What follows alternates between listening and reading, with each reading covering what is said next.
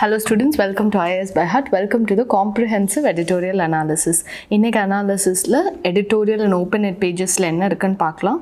So without any further delay, let's get into today's video. Let's look at the first article. The first article, it says it is a budget blueprint for difficult times. Just look at the author. Former Prime Minister Manmohan Singh, former Finance Minister P. Chidambaram and Praveen Chakravarti, who holds a position in Ministry of Finance. So, in the madri romba esteemed persons eldana article idu. So, this article, it tells about what should be in the budget. Eduva irundha nalla irundirukum. What are the proposals? Or critical analysis of how the economy is functioning, what it should be done. And the madri or scrutinize pandra madri irukada in the article. It opens with by saying that 2020 was really gloomy for everyone. So what we should do for 2021 to take the economy in the faster pace. Adha patti solradha in the article. So let's have a look at it. Adavadhu in the COVID pandemic exacerbated the inequality between the haves and have-nots, which can turn into a permanent scar if not remedied urgently. Adavadhu this in the haves and have-nots or utopian society da ella government oda aim. Adavadhu there should be minimum inequality in the society. Appadi ella irukumo. Ana this COVID pandemic improved what do you say? It has improved the gap between the haves and have-nots. The rich got richer, poor got poorer. அப்படி இருக்கும்போது what we should do to rectify this, அதை பற்றி தான் இந்த ஆர்டிக்கலில் பேசுகிறாங்க. What could have been done அப்படின்றது first one, better plan lockdown. We could have done that. I mean ப்ராப்பரான டைமில் அந்த லாக்டவுன்ஸ் அனௌன்ஸ் பண்ணிவிட்டு கொஞ்சம்லேருந்து we could have gone for a stricter lockdown because March 22nd first lockdown was announced. அப்போது people were very scared. ஐயோ இவ்வளோ cases increase ஆகுது. People were really cooperating with the government. ஆனால் when the case got to the peak, June, July monthல people got really tired. They okay இவ்வளோ நாள் இதை பண்ணிட்டோம்ல அப்படின்னு they started flouting or not following the guidelines proposed by the state. அந்த மாதிரி we could have planned the lockdown better way. Second one, a responsible and generous fiscal aid package அப்படின்னு சொல்கிறாங்க. The government has நிறைய schemes வந்திருந்தாலும் இந்த 20 lakh crore was announced. அது எல்லாமே it is not enough to make the economy or government machinery running. It is not enough. இதுவே generous கிடையாது. At least we should have proposed for a basic income. At least in the timeலையாவது when the whole world is hit, அந்த timeலையாவது we should have proposed for unemployment allowance இல்லைனா basic income, and mari something the government should have proposed. Then to supply enough liquidity was laudable. Adavadhu RBI tried to make more liquidity available in the market, but it was still inadequate. Idella missed opportunities according to the authors. Narega அந்த எக்ஸாம்பிளை நம்ம அடிக்கடி பார்த்துட்டே இருக்கோம். Why? Because it provides a lot of work to lot of people. Minimum wages அதில் இன்னும் நம்ம வந்து adhere பண்ணல. Not every places the minimum wages is adhered. அது one of the problem. இன்னொரு ப்ராப்ளம் என்னன்னா the total work demanded on Narega is 53% higher than what it was last year.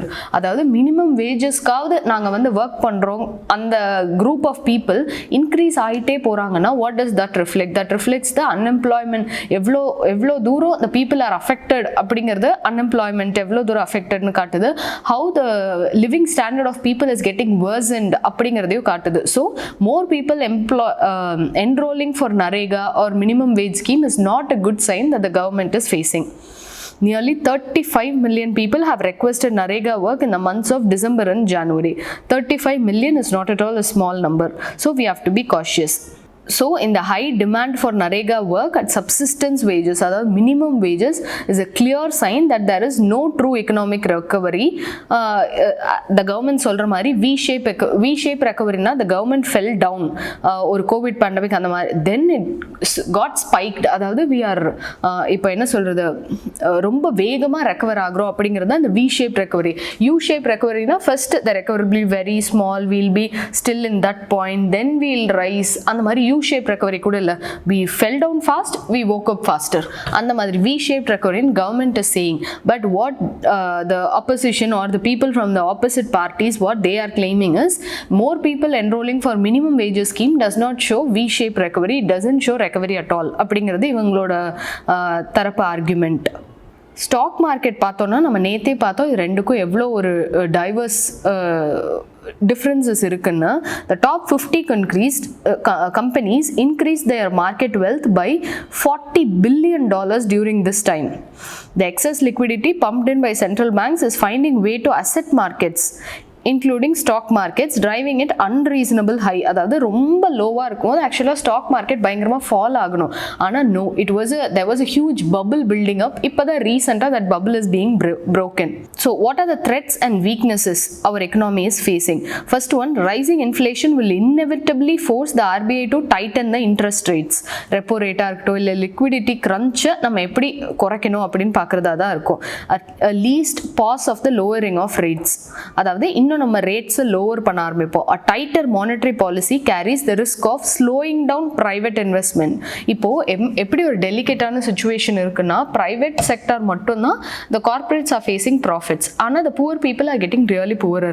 அப்படி இருக்கும்போது நம்ம இன்னும் டைட்டர் மானிட்டரி பாலிசி பண்ணோம்னா it will also affect the poor people. But we should also encourage the private for more investment. So இந்த ரெண்டுக்கும் நடுவில் the RBI, the finance ministry ரெண்டுமே மாட்டிட்டு இருக்கு. They should go for a very delicate out. The external sector could be a potential savior of India's economy as global trade grows from post-COVID lows. அதாவது இப்போ the global trade is increasing.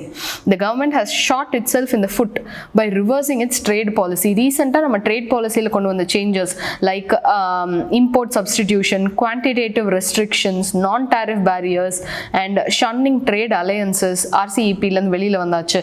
அந்த மாதிரி the recent move by the government இது வந்து இப்போதான் நம்ம ட்ரேட்லேருந்து வெளியில் போக வாய்ப்பு இருக்குது. அதுக்கும் ஒரு பேரிகேட் மாதிரி ஆகுது. So India's fiscal policy response to COVID-19 shock has been underwhelming. It's not overwhelming, it's underwhelming. Lack of basic minimum income safety net to cope up with the shock has plunged millions of families into poverty. ஒருவேளை நமக்கு basic income, அதாவது being a citizen of India is enough to get this amount of income அப்படின்னு நம்மகிட்ட ஏதாவது ஒரு scheme இருந்திருந்தன்னா maybe people would not have இப்போ poverty line above APL above poverty line இருந்தவங்க நிறைய பேர் இப்போ பிபிஎல் ஆயிட்டாங்க, பிலோ பாவர்ட்டி லைன். ஒருவேளை நம்ம இந்த பேசிக் இன்கம் கொடுத்துருந்தோம்னா அவங்க அந்த அளவுக்கு சஃபர் ஆயிருக்க மாட்டாங்களோ அப்படிங்கிறது one argument. 12 million adult Indians have dropped out of the labor force compared to last year. When given India's demographic profile, there should have been an addition to the labor force because India 15 to 59 years இருக்கிற அதாவது the working age population or the youth population for that matter and அது ரெண்டுமே அதிகமாக இருக்கும்போது the contrast is 12 million adult Indians have dropped out of the labor force. அதாவது they are not working, they are idle. ஒன்று they are idle இல்லைனா they are doing farming. labor forceல மொத்தத்தில் இல்லை அப்படிங்கிறது. unemployment in the formal sector is also very high. Most supply side measures such as the government corporate tax cuts, loan moratoriums, guaranteed credit schemes seem to have helped corporates to boost their profits and reduce their debt. அதாவது இப்போ ஏதாவது ஒரு tax waiver கொடுத்தாங்கன்னா already அது பணக்காரனா இருக்கவனுக்கு தான் போய் சேருதே தவிர the farmers are not the end beneficiaries. அந்த ஸ்கீமோட டார்கெட்டே farmers இல்லைனா people who are affected, middle class அவங்களா தான் இருக்கும். But the most number of beneficiaries are corporates. They have hardly been used to make new investments or create jobs or increase wages. இது எதுக்குமே நடக்கல. அதாவது wage கொஞ்சமாவது அதிகம் கொடுத்தா தான் the people who are affected they'll come out of poverty. ஆனால் அதுக்கும் நடக்கல, ஜாப் கிரியேஷனுக்கும் நடக்கல. மற்றபடி கார்பரேட்ஸ் கடன் வாங்கி தானே they'll be running their company. அதை குறைக்கிறதுக்கு this money is used. Another problem is the government had budgeted to collect tax revenues of 16 lakh crore in 2020 to 2021. 8 months ஆயும் கூட the government has been able to collect only 7 lakh crore. அதாவது பாதி கூட இன்னும் நம்ம வரல. At the end of November 2020, the government had budgeted to spend 30 lakh crore in this financial year and even possibly exceeding its expenditure budget. அதை விட தாண்டி போனாலும் கூட நம்ம இன்னமும் அது தாண்டல. The government was right not to cut back on expenditure despite falling revenues during a time of unprecedented crisis, though we may differ on the priorities of expenditure. இந்த டைமில் இந்தியாஸ் ஃபிஸ்கல் டெஃபிசிட்டாக இருக்கட்டும் இல்லை இன்ஃப்ளேஷனாக இருக்கட்டும் it is bound to increase not only for India, all the countries who are equally affected. ஒரு பாரபட்சம் பார்க்காம everyone is affected. அப்படி இருக்கும்போது இந்த டைமில் நம்ம ரொம்ப புக்கிஷாக we have to follow the inflation targeting, fiscal deficit target follow பண்ணோம் அப்படின்னு we should not go. There are smart responses to inflation and future borrowing. So இதுக்கப்புறம் what are the things that we have to do? Economic recovery எப்படியெல்லாம் இருக்கணும் அப்படின்றத பற்றி பார்க்கலாம். The first one, இந்த கோவிடில் நம்ம கற்றுக்கிட்ட விஷயம் ஃபர்ஸ்ட் ஒன் என்னன்னா, இந்தியாவோட பப்ளிக் ஹெல்த் இன்ஃப்ராஸ்ட்ரக்சர் ரொம்ப மோசமாக இருந்தது. அதுவும் இந்த மாதிரி ஒரு பிரச்சனைன்னு வரும்போது what are the problems even more we are facing?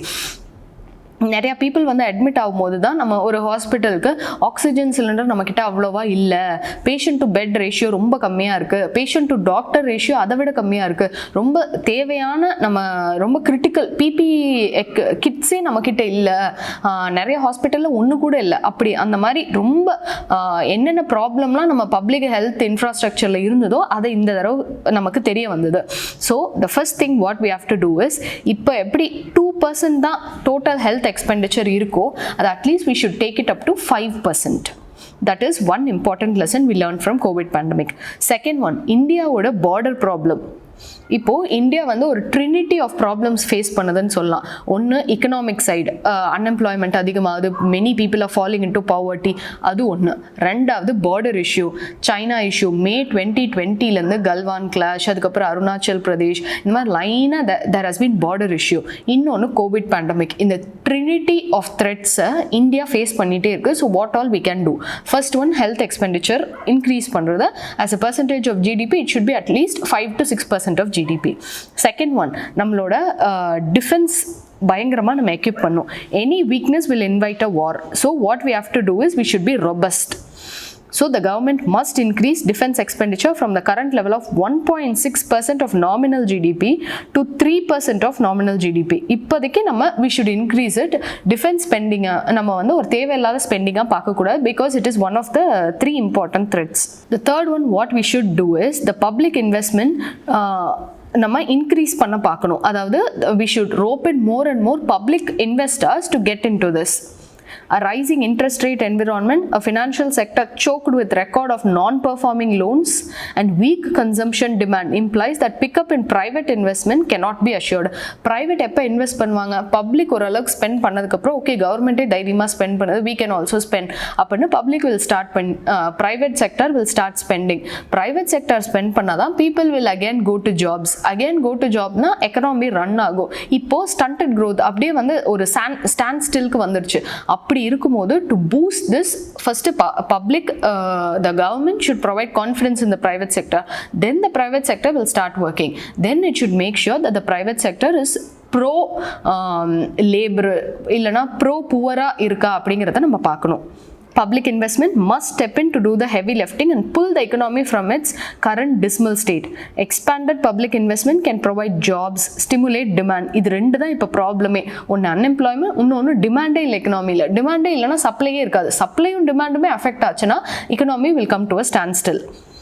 The two most pressing demands of the country today, ஒன்று என்ன, ஜாப் கிரியேஷன், இன்னொன்று டிமாண்டை ஸ்டிமுலேட் பண்ணணும்.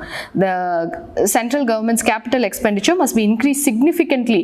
அதாவது for capital expenditureனா where it provides என்ன சொல்ற ஸ்கீம் அனௌன்ஸ் பண்ணுறதா இருக்கட்டும், இல்லை இன்ஃப்ராஸ்ட்ரக்சர் ஸ்பெண்டிங், இதெல்லாம் தான் கேபிட்டல் எக்ஸ்பெண்டிச்சர். நம்ம எக்கனாமியில் படிச்சிருப்போம். We should increase from 14% to at least 20 to 25%, because money invested disaster management இருக்கட்டும் இல்லை infrastructure spending இருக்கட்டும், இதில் ரெண்டுலையுமே once invested money, the returns we'll get it will be surely more than that only.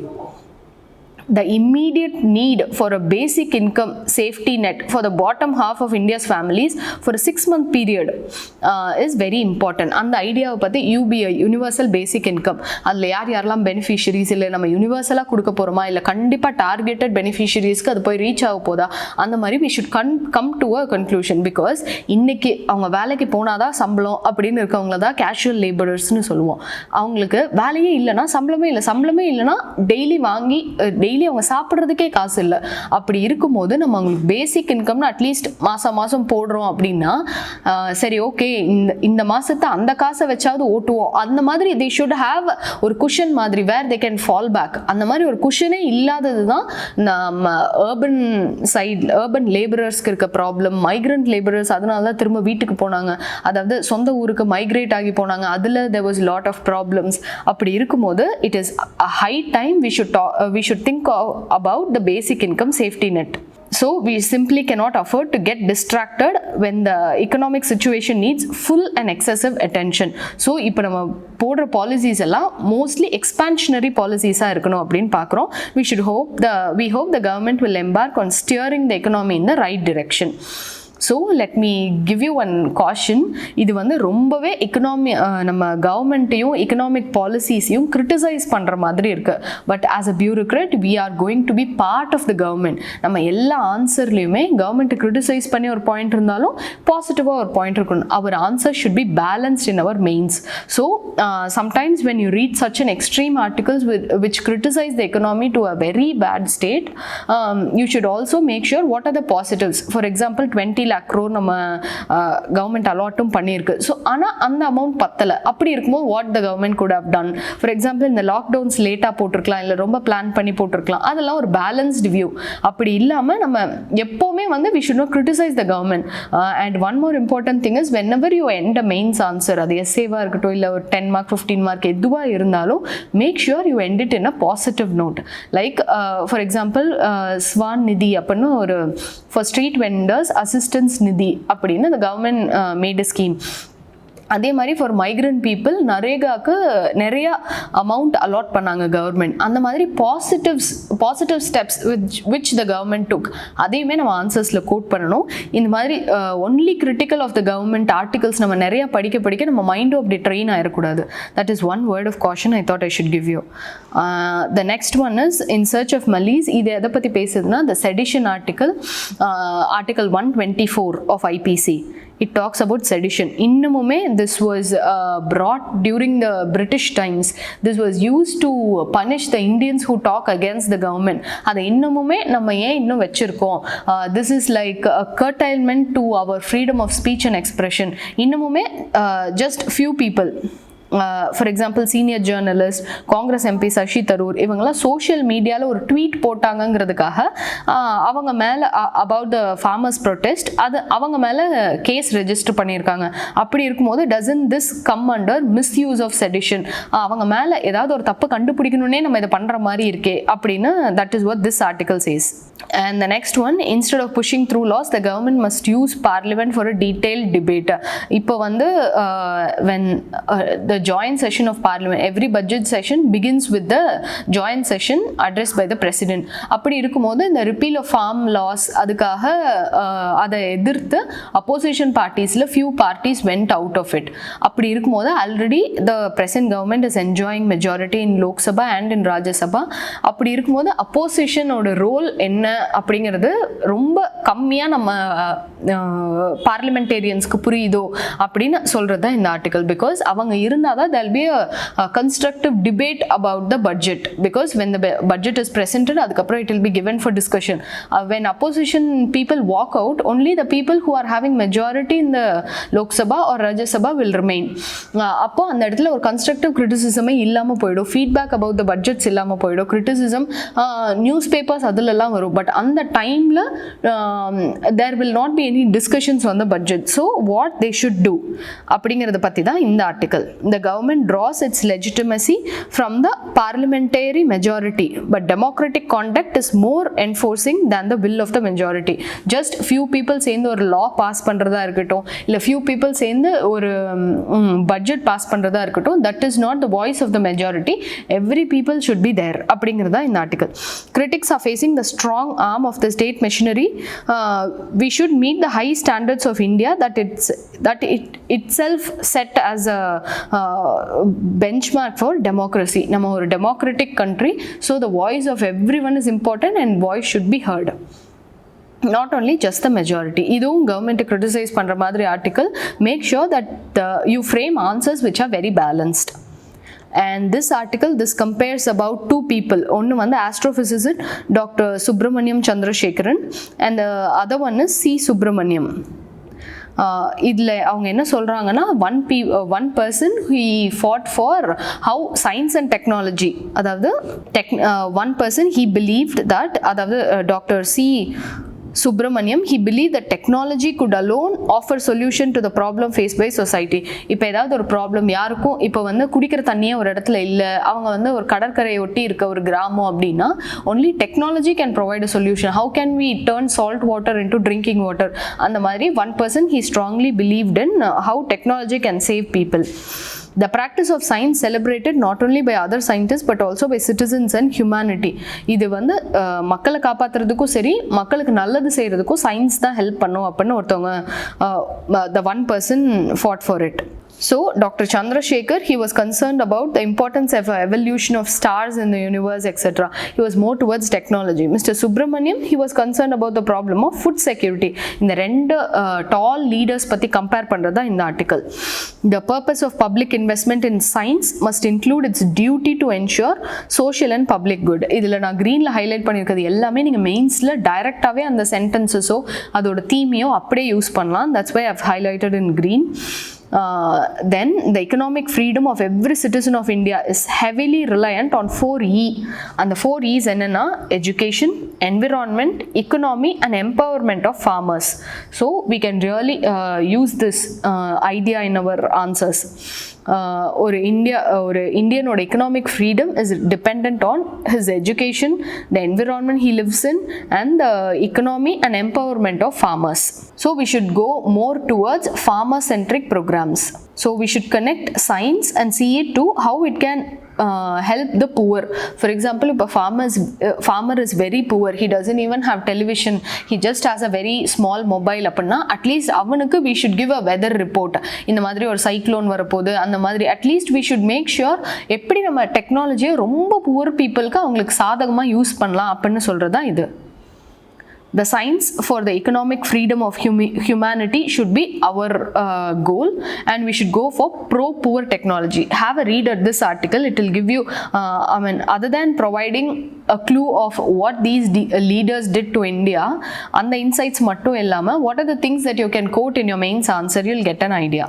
So this in Open at Ground Zero, this is about the fishermen who died because of India-Sri Lanka Navy and conflict. இதில் என்னெல்லாம் சொல்லியிருக்காங்களோ, what are the problem of bottom trawling, how the people want it, என்னென்ன problems Indian Tamil Nadu fishermen and Sri Lankan navy, இது எல்லாத்தையுமே we have already done a very detailed video of about half an hour. Kindly watch that. The video is 25th January upload பண்ண part 1 video. It talks about India-Sri Lanka issue. The thing is, இந்த ஆர்டிக்கலில் என்ன சொல்கிறாங்கன்னா, the farmers of Sri Lanka, the fishermen of Sri Lankaக்கும் the fishermen of தமிழ்நாடுக்கும் per se they don't have a problem. The problem is their actions. அவங்க என்ன practice பண்ணுறாங்களோ அதுதான் problem. Indian fishermen, they practice bottom trawling which is very detrimental to the ecosystem and the environment and even to the livelihood of the people. நம்ம சைடில் இருக்க ஃபிஷ்ஷஸுக்கு அது ரொம்ப detrimental. And அது மட்டும் இல்லாமல் when they cross the international maritime boundary line and go towards Sri Lanka, it threatens their livelihood and their the biodiversity of the aquatic ecosystem. அப்படி இருக்கும்போது what should be done? இப்போ ரீசெண்டாக the elections are coming up, many parties are keeping promises that we will solve this issue. அந்த மாதிரிலாம் this should not just be an election issue but it includes the lives of many people. அப்படி இருக்கும்போது what is the solution that could be arrived, or how we could ban the practice of bottom trawling, because Sri Lanka it is banned. How we should ban it, how Indians or Tamil Nadu government should ban it, அதை பற்றி discuss பண்ணுறது தான் இந்த article. Instead of going through the whole article, you can just have a look at the highlighted parts, you will get the gist of the article. So conclusionல என்ன சொல்கிறாங்கன்னா, the problem at hand is historical, complex and layered. At another, it is about sustaining and sharing finite marine resources, because marine resources நம்ம infinite அப்படி நம்ம சொல்லிட முடியாது, because at one point of time it will start depleting. அப்படி இருக்கும்போது அந்த finite resources எப்படி ரெண்டு கண்ட்ரியில் இருக்கவங்களோ இப்படி கடலையே நம்பி இருக்காங்க, அப்படிங்கும் போது அந்த ரெண்டு கண்ட்ரியில் இருக்க பீப்புளுமே எப்படி இதை சஸ்டைனபிளாக யூஸ் பண்ணிக்கலாம் அப்படிங்கிறது தான் issue. Park Strait, which is a narrow strip of water of about just 100 km wide at its widest, separating South India and North Sri Lanka, அந்த இடத்துல how we should make sure that the marine diversity is maintained. As fishermen repeatedly point out, at the heart of this persisting conflict is the insecurity about their livelihood and future. Elections come and go, but this has to be effectively addressed because திரும்ப இது வந்து ஒரு prolonging problem. What fishermen say is எங்களுக்கு bottom trawling பண்ணாதான் ஃபிஷ்ஷே கிடைக்குது. சாதாரண ஐ மீன் யூஸ்வலாக deep sea fishing அப்படின்னு ஒன்று இருக்குது. டீப் சி ஃபிஷ்ஷிங் என்னென்னா they travel to a very mid point of the sea. அதுக்கப்புறம் தே கேஸ்ட் அ நெட். அந்த நெட்டுக்கு அப்புறம் they wait for the fish to caught. அந்த மாதிரி மீன் வலையை விரிச்சு they will have to wait. அதுவே பாட்டம் ட்ராலிங்னா இங்கேருந்து மெக்கனைஸ்ட் போட் எடுத்துகிட்டு போய் அட்லீஸ்ட் கொஞ்சம் தூரம் கடல் வரைக்கும் அந்த பாட்டம் சி பெட்லேருந்து தட் வில் பி டேக்கன். என்னென்னலாம் வருதோ அது எல்லாமே அந்த ட்ராலரில் மாட்டிக்கும். சீ ஷெல்ஸு, டாட்டாய்ஸ், குப்பை, everything will be caught. And fish also, prawns, அப்புறம் ரொம்ப சின்ன சின்ன shrimps, all this will be caught. அப்படி பண்ணும்போது இவங்களுக்கு எஃபர்ட் கம்மி, ப்ராஃபிட்டும் ஜாஸ்தி வருது. ஆனால் டெட்ரிமெண்டல் டு த என்விரான்மெண்ட். அதை தான் Indian fishermen they are not concentrating. ஆனால் what Sri Lankan fishermen saying is, நம்ம இந்த வெறும் ப்ராஃபிட்காக இப்போ பார்த்தோன்னா கொஞ்ச நாளில் இந்த ரிசோர்ஸஸ் டிப்ளீட் ஆயிரும். வாட் வி ஷுட் டூ, என்ன வே ஃபார்வர்டு? இவங்களோட எக்கனாமிக் சைடையும் அடிக்கக்கூடாது, அவங்களோட என்விரான்மெண்ட் சைடும் அடிக்கக்கூடாது. வாட் வி ஷுட் டூ, அதை வந்து பொலிட்டீஷியன்ஸ் ஷுட் திங்க் ஆஃப் அப்படின்னு சொல்கிறது தான் இந்த article. So that's all for today's article. I hope it was useful to get the overview of this whole issue, India Sri Lanka issue.